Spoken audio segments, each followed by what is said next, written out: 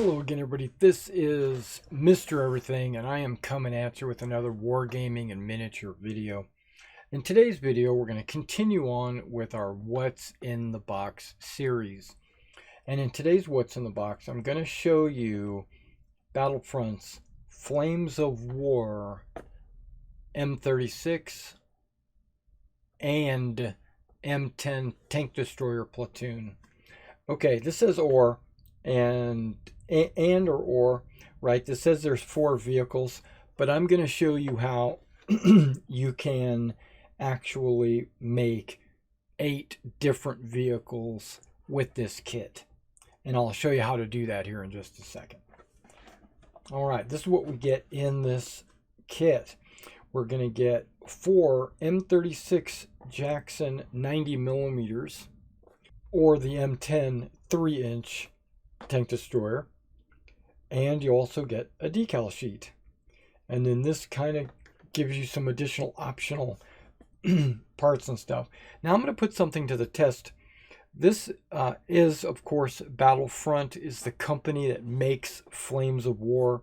Flames of War is a World War II miniatures game that's conducted in either 15 or 1/100 scale.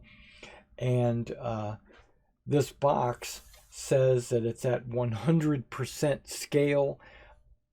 I don't know. I think these are smaller than 100%. We're going to have to check that out.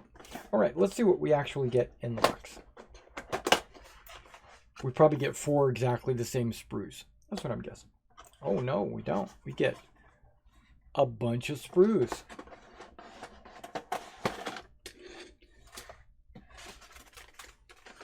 We get a bunch of stuff.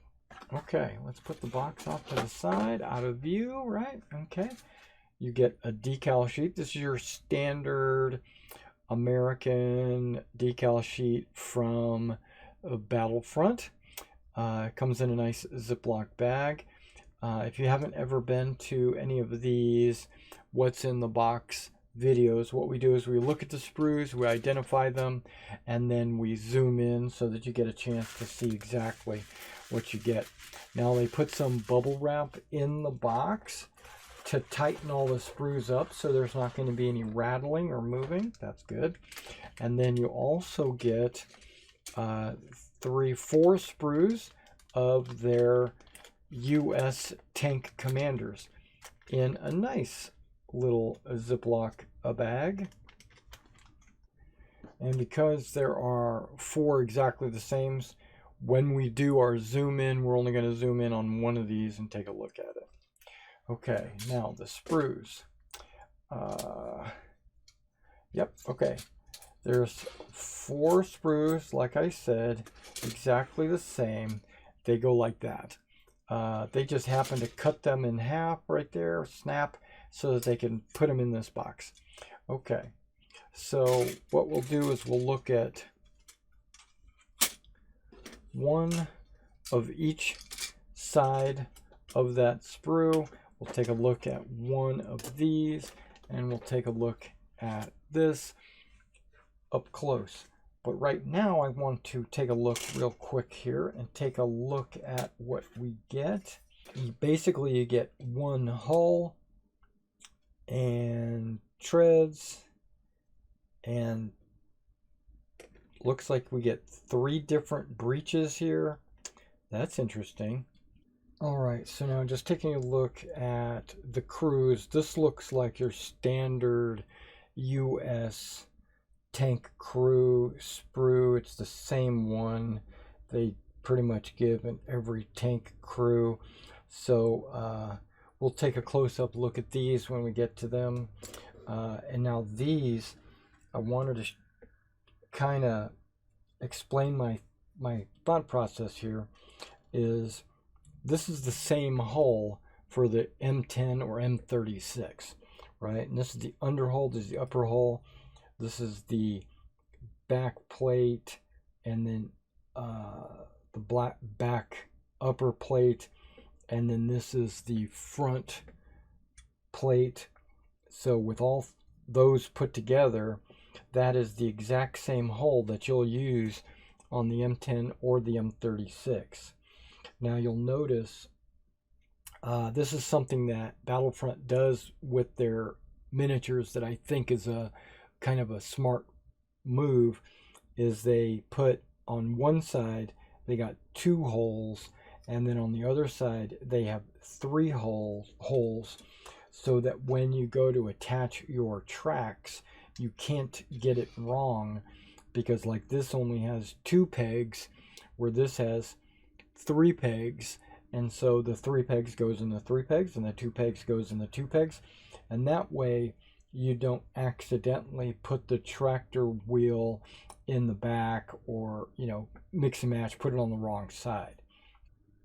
Once you get the hull put together, you can use it for either the M10 or the M36. So basically you'll have this hull piece off to the side, and then you make both turrets. You have the M10 turret with its top and back, and then you make the M36 turret with its bottom and top, right? And its guns and everything. And then you'll have these 2 turrets available to be placed on whatever hull you want. So you could have 4 M10s, you could have 4 M36s. So that's where I'm saying you could have potentially 8 different tanks. You just can't put them all on the table at the same time. You can put 4 of one type, 4 of the other, or if you play a game like I do, I play Battle Group, where you're usually only putting 1 or 2 of a specific type of tank on the field at any time. It would be good for me to make all the turrets available. If I needed to, I could put 2 M10s and 2 M36s, or I could put 1 M10 and 3 M36s. However you want to do it, right? So I recommend making both turrets, even if you're not initially planning on using them, because you could swap them out between games. And finally, before I go into all the parts on there are enough parts to make the British 17-pounder version of the M10. So not only do you have the 76 or 3-inch gun for the Americans, you also have the 17-pounder from the British. So I could make 2 US M10s and 2 British M10 turrets, and then just plop it, pick and choose if I want to put them on. The issue with that is the coloring of the hull might have to be British, and in that case I wouldn't be able to put my M36 turrets on those hulls any longer. Or I could just go OD green with everything and not put any, and not worry about it. Just have those additional turret tops. There's just a lot of options. Okay, so let's kind of just go over what you get on each sprue before I zoom in and we take a close look. Top hull, a lot of detail. Bottom hull, not so much, because who cares. Then you got your back and the back cover. You got 2 M Modus, right? 2 50 cals. One's got a short pintle and the other one has a tall pintle. The short pintle goes on the M10. The long pintle goes on the M36. We got a crate, a box of some kind that you can customize your vehicles with. You have the M36 bottom hull, bottom turret piece, and this is the M10 optional top plate. Personally, I don't plan to use any top plates. They were rare. They're not as popular as Battlefront would make you think they were. I'm sure that a few units made them, but they're kind of unique. So I don't want to commit to that. You'll see you've got 3 gun barrels. You've got 1, 2. These smooth bore or smooth barrels, those are the US barrels. And then the barrel here with the muzzle brake, that's the 17 pounder for the British. You got your front hull, and then these 4 little pieces here are, I call them gators, but I don't remember what exactly they're called. But basically they are attachments that hook onto your treads. They're not actually treads themselves. They attach to the tracks to give them additional, gives it a wider footprint so that it's better in snow or mud or wetlands or stuff like that. So they would attach these to get better traction in soft ground. And you would mount those on these little rails that are on the back sides of these turrets, of the hull. And you can mix and match how you want to mount them. Some of them could have them, some of them you don't have. You could put them all on one vehicle if you wanted. But it's basically just an optional piece, and that's where you would hook them. Okay, oh yeah, and then you get these pegs here. You get, notice how they give you 2 pegs, because they anticipate you making both turrets and swapping them out. So they give you the option to peg both of them. Okay, there's another option on the M10 I'm going to talk about here in just a second. But you have 3 breeches, right? So they give you the M10 76, the M10 17 pounder, and then the M36 90 millimeter breech. So you get 3 breeches for your the 3 types of turrets that I discussed. Internally, you get 3. Oh wait, these are glacis plates or whatever they call them. But these are the breeches. You also get 3 breeches, 1 for each type of gun. There's your 90, your 3-inch, and your 17 pounder. Perfect. You get a top plate for the M36 as well, but again, I'm not going to use the top plate because I think that's rare. Okay, these 2 pieces, this piece and this piece, these are the bottoms of those pieces. Okay, there's the tops of those pieces. That's the M10 back cargo compartment that goes on the back side of the turret.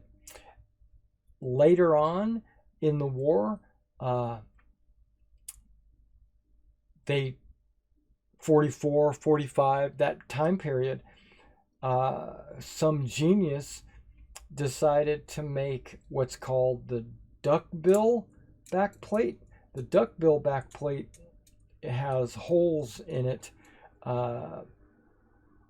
This was initially put on the back of the turret as a counterweight for the length of the barrel.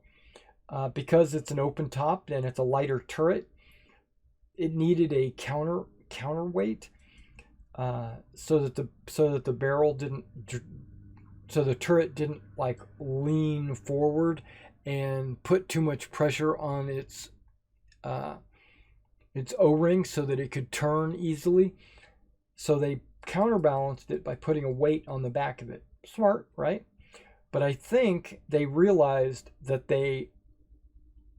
that weight was too heavy. It was too much of a strain on the back of the turret. So then they came up with this idea to hollow it out. So they made this duckbill. They call it a duckbill because if you look at it from the side, it looks like a duckbill. By hollowing it out, it improved the balance of the gun. So that improves the, I would assume it improves the traversability of the gun. But again,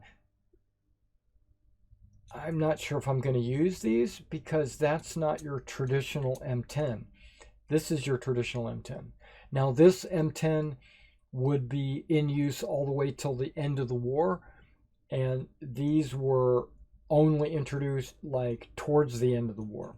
So maybe you could put a mixture of them because they would use these to replace lost M10s.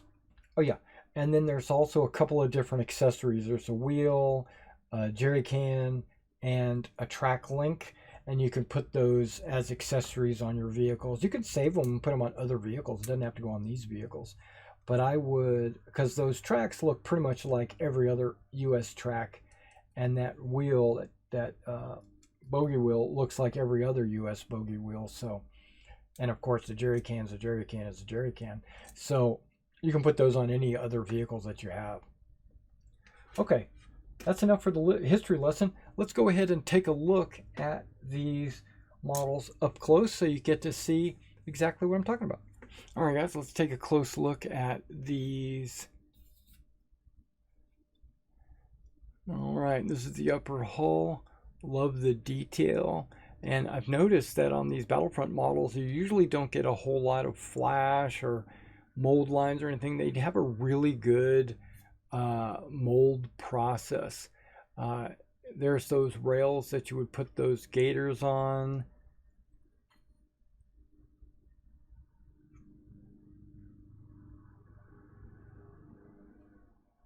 Looks good. Okay, coming across, you've got the back hull exhaust, your two machine guns, one with the tall pintle and one with a short pintle,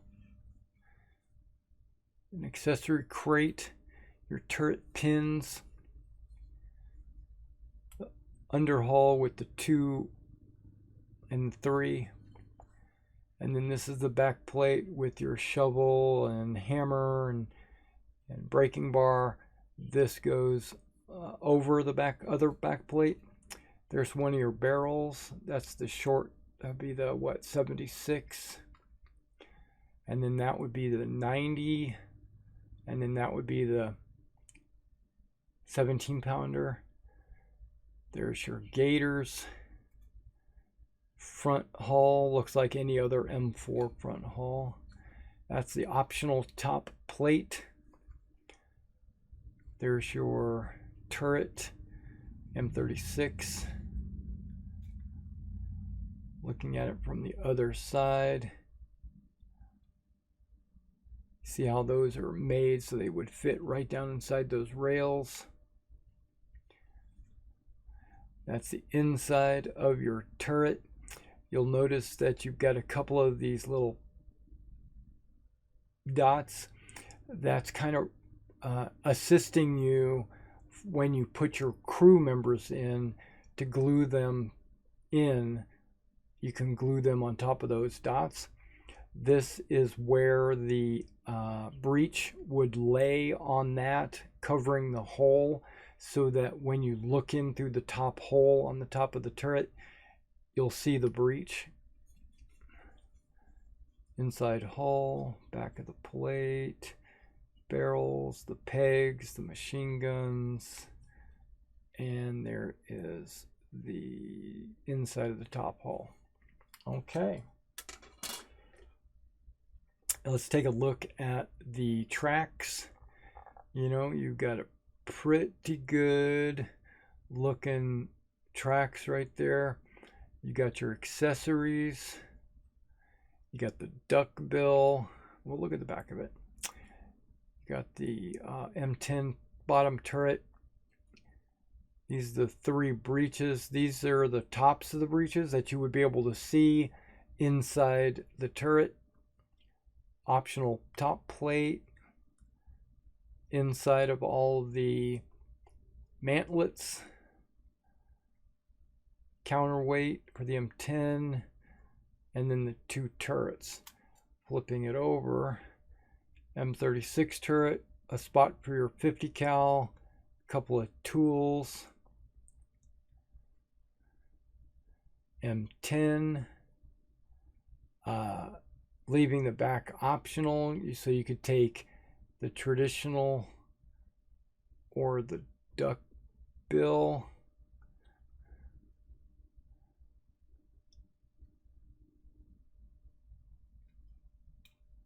Yeah.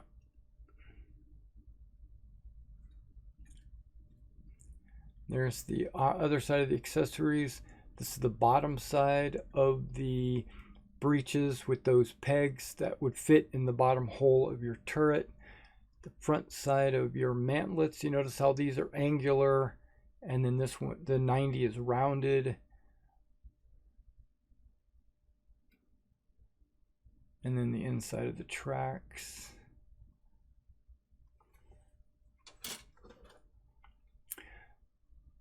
The turret crew, I think that the 3 larger ones would be the best ones to use as turret crew. These guys, you might be able to hide them down inside, but I think these 3 are probably the best. And I would use 2 or 3 depending on, you know, how you wanted to arrange them in.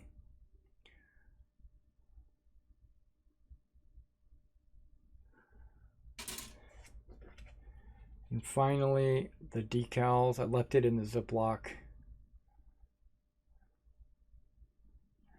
And then you got some serial numbers. USA, USA. All right, so that was the M10 or M36 tank destroyer platoon. And remember also, you can use these as the British M10s as well. All right, and you can swap out the turrets interchangeably.